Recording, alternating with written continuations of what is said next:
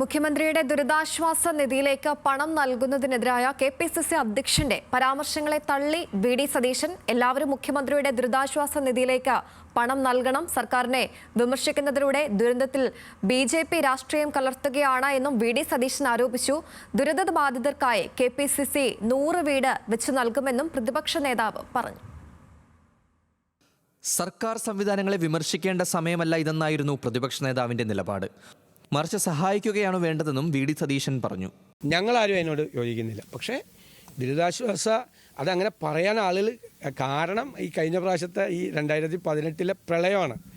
അപ്പോൾ കുറേ കൂടെ സുതാര്യത അതിൻ്റെ അകത്ത് ഉണ്ടാക്കണം. ഒറ്റ കാര്യം ചെയ്താൽ മതി, മുഖ്യമന്ത്രി പറഞ്ഞാൽ മതി, ഈ വയനാട് ദുരന്തവുമായി ബന്ധപ്പെട്ട് മുഖ്യമന്ത്രിയുടെ ദുരിതാശ്വാസ നിധിയിലേക്ക് അയക്കുന്ന തുക അത് പ്രത്യേക അക്കൗണ്ടായിരിക്കും. അതിലൊരു കണക്കുണ്ടാവും. അതിൽ എത്ര രൂപ ഏതെല്ലാം ഐറ്റത്തിൽ ചിലവാക്കി, എത്ര രൂപ കിട്ടിയെന്ന് പറയും എന്ന് പറഞ്ഞൊരു ക്ലാരിറ്റി ഇത് പറഞ്ഞാൽ മതി. ദുരന്ത സമയത്ത് സർക്കാരിനെ വിമർശിക്കുന്നതിലൂടെ BJP രാഷ്ട്രീയം കളിക്കുകയാണെന്ന് VD സതീശൻ കുറ്റപ്പെടുത്തി.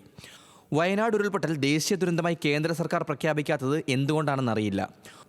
ഉരുൾപൊട്ടൽ ദേശീയ ദുരന്തമായി പ്രഖ്യാപിക്കുന്നതിന് MPമാർ രാജ്യസഭയിലും ലോക്സഭയിലും സമ്മർദ്ദം ചെലുത്തണമെന്നും VD സതീശൻ ആവശ്യപ്പെട്ടു. വയനാട് ദുരിതബാധിതർക്കായി KPCCയുടെ നേതൃത്വത്തിൽ 100 വീടുകൾ വെച്ച് നൽകും.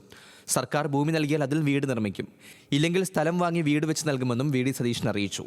ന്യൂസ് മലയാളം, കോഴിക്കോട്.